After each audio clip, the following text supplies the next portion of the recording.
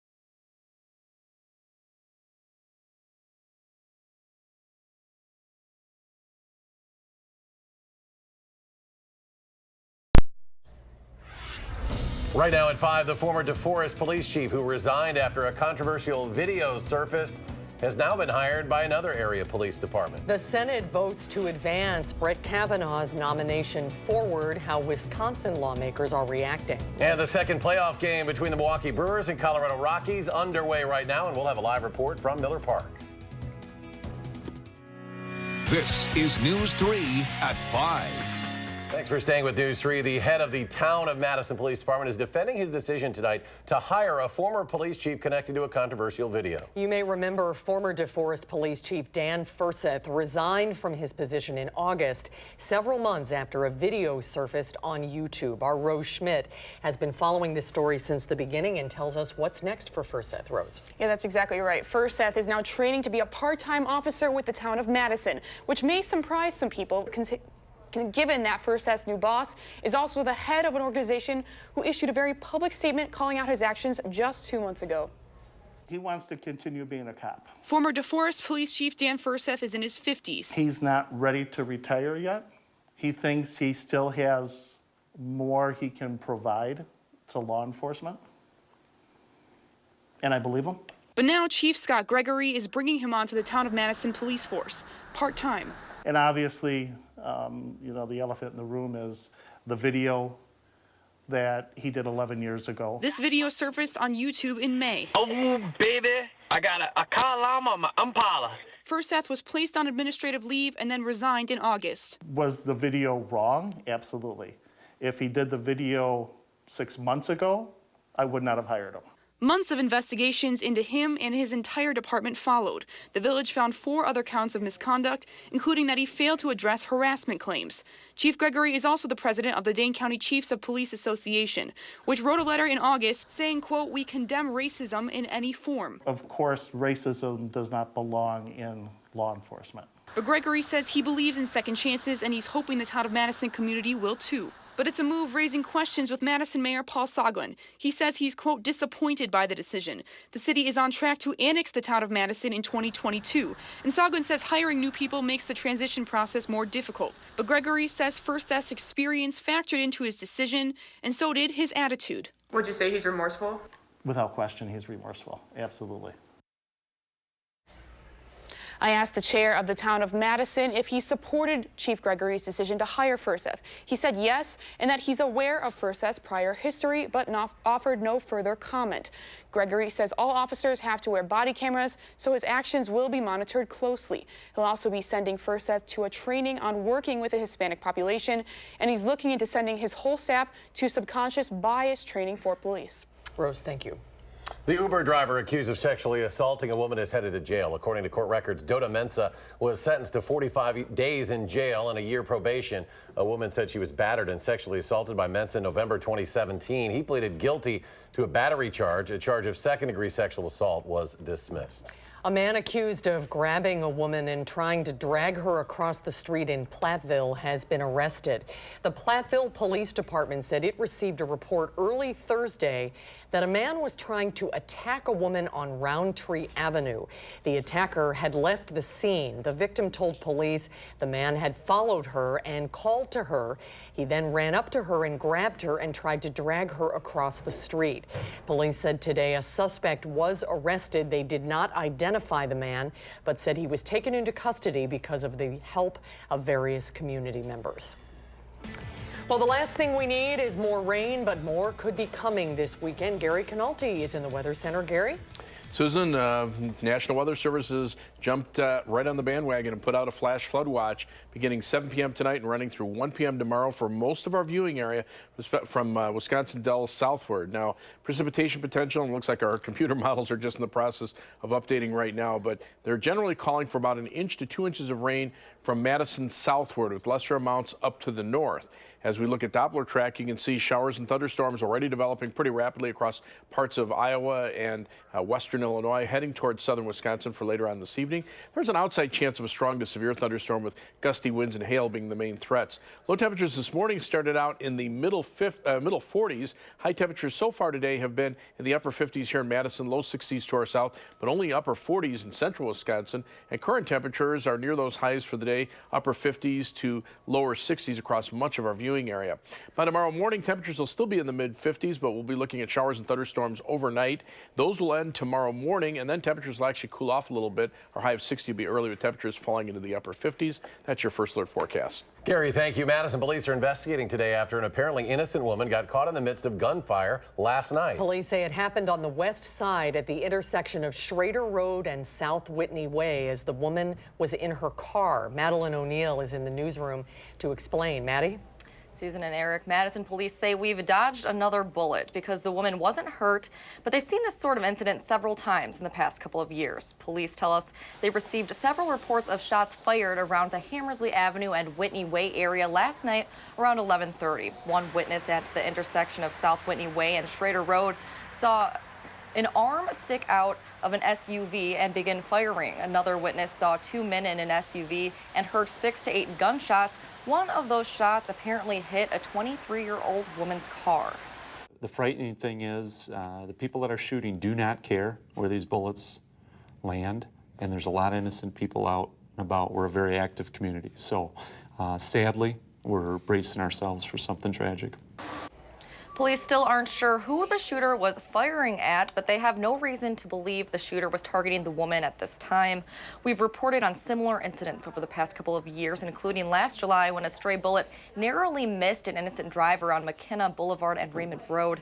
Police are currently looking for one shooter and ask anyone who knows anything about last night's shots fired to call Crime Stoppers at 608-266-6014. Madeline O'Neill in the newsroom. Madeline, thank you. 3 teenagers were arrested after stealing and crashing several vehicles and then riding their bikes to school. Investigators say the 3 juveniles went to a business in Richland County, loaded their bicycles into a Chevy Trailblazer, stole that vehicle, and then drove to a construction business in the town of Spring Green, took 2 trucks there. They crashed all 3 vehicles and then abandoned them. The juveniles who were transporting their bikes in those stolen trucks then rode their bikes back into the village of Spring Green and attended school. A 13-year-old and 2 15-year-olds were arrested and referred to the juvenile court system on several charges. 2 key U.S. senators say they will vote to advance Judge Brett Kavanaugh's nomination to the Supreme Court. Republican Senator Susan Collins and Democratic Senator Joe Manchin both say they will vote yes on the confirmation of Judge Kavanaugh. The Senate voted 51-49 to move Kavanaugh's Supreme Court nomination to a final vote. That vote is likely to come tomorrow evening. Collins and Manchin were 2 swing votes. Both voted yes on the procedural vote, along with Republican Senator Jeff Flake. Republican Lisa Murkowski voted no, and and plans to vote no in the final vote. Wisconsin senators are still split on how they'll vote on Judge Kavanaugh. The issue is also coming up in state races as candidates in Wisconsin are asked about the confirmation vote. Political reporter Jessica Arp has more on what the candidates here are saying. Jess? Well, we know tonight that Wisconsin senators intend to split their votes on Kavanaugh. Democratic Senator Tammy Baldwin will vote against confirmation and Senator Ron Johnson will vote for Kavanaugh. But given the high-profile nature of the Kavanaugh allegations, FBI investigation, and confirmation hearings, the candidates in the governor's race are being asked to weigh in as well. Governor Scott Walker was asked about it at a manufacturing event today, as well as Democratic candidate for lieutenant governor Mandela Barnes. I haven't been privy to the FBI report, nor have been a part of the hearings or watched them, but certainly he's got the experience, and I hope they take that seriously. It was one copy that everybody got a chance to come look at, like it was a museum artifact. So the fact is, the American people don't know what's in that document. I think that the American people should know what's there, and that's why they're rushing to take this vote. Both senators who will ultimately vote on this put out statements last night. Johnson was clear that he would vote for Kavanaugh's nomination, calling him a highly qualified jurist. Baldwin said she was not convinced Kavanaugh would serve as a fair, impartial, and independent Supreme Court justice. Jessica Arp here in the studio with us. Thanks, Jess. All right, the second game of the National League Divisional Playoff Series between the Brewers and Rockies underway at Miller Park right now. They're in the fifth inning. Brewers with a 1-0 lead. Getting on board first, bottom of the fourth, Hernan Perez with a ground rule double to bring in Mike Moustakas. It's another postseason game in Milwaukee, and of course that means another opportunity for Brewer fans to see some playoff baseball. That's right. You had a chance to see it yesterday. That's where I was yesterday. Yeah. It's not every season that Miller Park hosts October baseball, so it really is a special deal. And Adam Duxter joins us now from Miller Park with just how excited these fans are. Adam? Well, Eric and Susan, a victory over the Colorado Rockies today could put these Milwaukee Brewers just one win away from the National League Championship Series, place they haven't been since 2011. And fans coming in today, they knew exactly how important this game was. And plenty of them got here a while early before the game. Tailgaters set up, and these guys, they take it extra serious. Plenty of food and plenty to drink. And one tailgating family I talked to today says that tailgating before the game is a great way to make other friends. Try and get as much as we can, so we cover as much as we can. So we've got kind of every piece of meat that we've got. We obviously have lots of different chips. We've got lots of different booze and beer. So whoever comes, and generally we make a lot of friends. Now, that family came all the way down from Green Bay, and they say they were here yesterday for the victory over the Rockies as well. And in addition to that, they say they'll be here at Miller Park for every postseason game this fall, all the way up to and including the World Series. Yeah, there were a lot of Madison area fans that made it yesterday. The day game does open up some ticket opportunities as well. Got to have every kind of piece of meat. Yeah, he had it. For the tailgate. If you've not tailgated at Miller Park, you're missing out in life. Adam Duxter, thank you very much. He is live tonight at Miller Park. Have fun, Adam. And as the Milwaukee Brewers and the Colorado Rockies go head-to-head, their respective city breweries are squaring off to give the winning team free beer. Milwaukee's Miller Brewing and Denver's Coors Brewing are participating in what some are calling the Beer Series. If the Brewers win, fans in Milwaukee will get a free beer at participating bars on October 12th. And if the Rockies win, fans in Denver will get a free beer on that same day. Both breweries also provide the names for the baseball stadiums in their respective cities. Miller Park in Milwaukee, of course, and Coors Field in Denver. All owned by the same company, Molson Coors. Tonight, the Prep Mania High School football game of the week is at Monona Grove. The Silver Eagles and Stoughton with a big game. Very important in the Badger South Conference. Al Minert and Bill Brophy will join Jay Wilson for the Call of the Game live. TBW live streamed at channel3000.com. Kickoff 7 o'clock tonight. There's more to come tonight at 5 when we come back. How local police are helping people prepare for an active shooter situation. And the week closes with red numbers on Wall Street. The Dow takes a 180-point dive. The Nasdaq off 91. The S&P lost 16. And we'll be right back.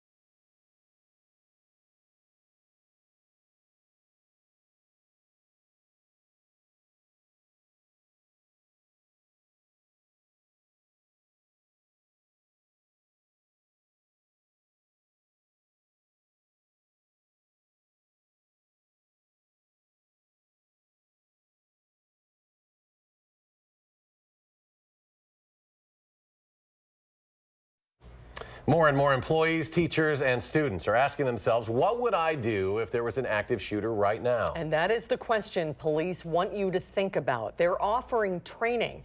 Amanda Quintana is in the news center with more. Amanda?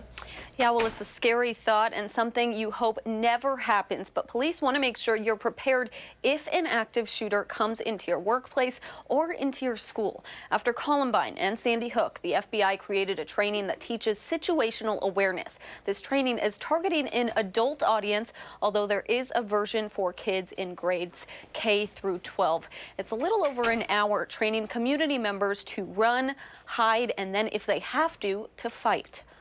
It's part of that, getting someone mentally prepared for that might be a possibility.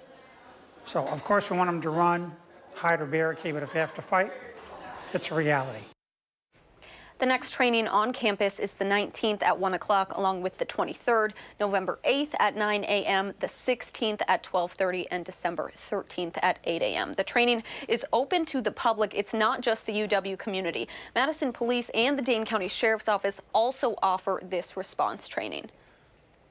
In the newsroom, Amanda, thanks. All right, we look at our weather now. Again, the concern, so much rain that we've had out there, and of course some areas still already soaked. And Gary, I know, is watching the possibility of more rain moving into southern Wisconsin, if it's not here already, Gary. It's not here yet, but the skies are certainly cloudy, and it looks like it could rain at just about any time. But it'll probably be mid to late evening before we see the best chances for rain arrive across much of southern Wisconsin. Let's start out, first of all, by taking a look at a flash flood watch, which is in effect for much of south central, southeastern, southwestern Wisconsin. Starts at 7 o'clock tonight and runs until 1 p.m. tomorrow afternoon. Now, as we take a look at the precipitation potential, this is just updated with the very latest computer model runs. I'm all out of breath. I had to come in just to make sure that those very latest numbers were in. But you can see about 1 to 2 inches of rain over much of southeastern Wisconsin, with lesser amounts to the north and west. That's where the potential for the heaviest rain is. But again, that could shift north or south depending on where these thunderstorms end up. As we look at Doppler track right now, looks like some light showers are trying to move into far southwestern Wisconsin, but behind it, thunderstorms have been developing across much of southern and southeastern Iowa and are heading northeastward. Notice to the north, the snow across North Dakota. There was actually snow last night in parts of northern Wisconsin, enough to stick to the cars in Ashland. Now, the severe weather outlook for tonight calls for a marginal risk of severe thunderstorms from Madison, Milwaukee southward. Gusty winds and hail, the main threats from maybe an isolated strong to severe thunderstorm, but the rain threat is probably the biggest thing that we have to watch out for.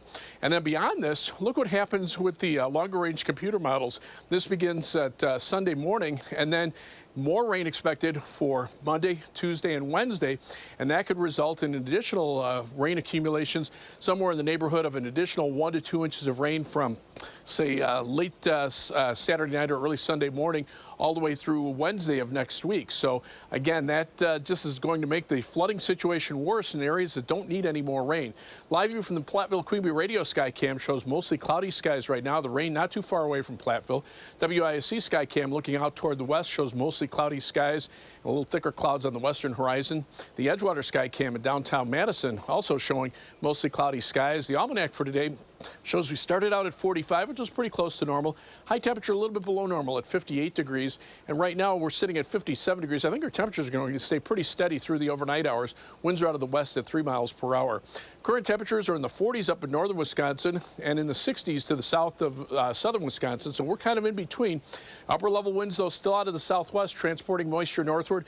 And that warm front, depending on how far north it gets, that will be the critical key, at least as far as where the thunderstorms end up. There are winter weather advisories up in North Dakota, while temperatures are close to 90 in St. Louis. So again, a flash flood watch in effect until 1 p.m. tomorrow afternoon from much of our viewing area south of the Dells. Low of 56 tonight. Temperatures holding nearly steady. Showers and thunderstorms. Some of those could have heavy downpours. For tomorrow, look for a high of 60 with showers ending in the morning and then temperatures falling off a bit in the afternoon. Future track, you can see those showers and thunderstorms moving in overnight, and then by tomorrow morning just diminishing to a few light showers, and then those will probably come to an end. The clouds will linger, though, and then more showers and maybe some isolated thunderstorms arrive on Sunday, keeping temperatures on the cool side, probably only reaching high temperatures in the middle 50s on Sunday. Rainfall amounts, again, heaviest to our south and to our east. 7 to 10 day forecast. Temperatures go up, but so do the rain chances. We go from Monday to Tuesday and Wednesday. Highs upper 60s Monday, upper 70s Tuesday, and low 70s on Wednesday. We'll dry out and turn cooler at the end of the next week with maybe a chance for a shower late Sunday afternoon, Sunday night of next weekend. As we take a look at first alert traffic right now, it's a Friday and there are slowdowns in both directions on the Beltline, but we've seen worse traffic in recent days. That's the live view from the DOT camera at Fish Hatchery Road in the Beltline. Right now we're seeing some delays eastbound on the Beltline from around Monona Drive back toward Park Street, and then westbound, pretty much the same general area. About a 20-minute commute either direction between University Avenue and the interstate on the Beltline. 28 minutes down to Janesville on I-3990 from the Beltline. 18 minutes out to Sauk City on Highway 12, and 16 minutes to Sun Prairie on US 151. That's your first alert traffic. Good job, Gary. Take a deep breath. Okay. Well done. Thanks. Still ahead on News 3 at 5. Usually this time of the year we start seeing gas prices go down a bit, but we are seeing the exact opposite. We'll tell you why prices are rising.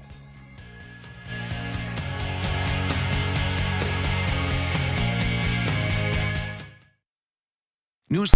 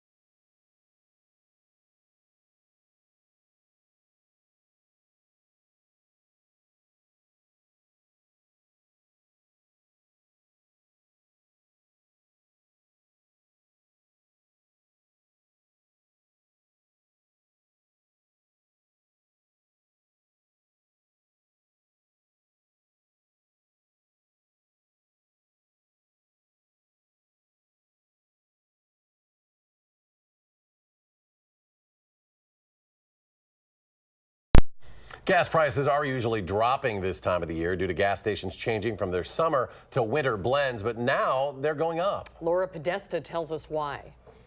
Drivers across the country don't like what they see at the pump. With the prices being really high, it's difficult. Usually we're starting to see lower prices around this time. Gas prices dropped from a high in May, but have been rising since then. According to AAA, prices are up 39 cents compared to this time last year. Gas prices are generally cheaper in the fall, but this October we're seeing really high gas prices. A lot of factors are playing into that. AAA's Jeanette Castellano says political unrest in oil-producing countries and pending U.S. sanctions against oil-rich Iran have pushed crude oil prices near a 4-year high. So you've got higher crude oil prices, you've got concern about global supply related to crude oil, and then geopolitical tensions. Various costs go into the price for a gallon of gas, from refining and marketing to taxes. But the price of crude oil is the biggest factor for what we pay at the pump. It can get pretty expensive to fill up the tank. This Lyft driver has to fill up almost every day. And the higher costs are cutting into profits. I have to budget a little differently and make sure that I can account for, okay, it's going to cost me about $50 to fill up my tank, especially on E like I am right now.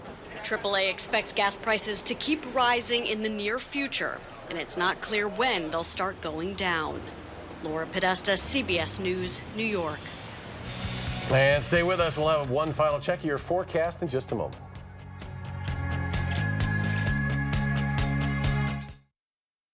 Ashley.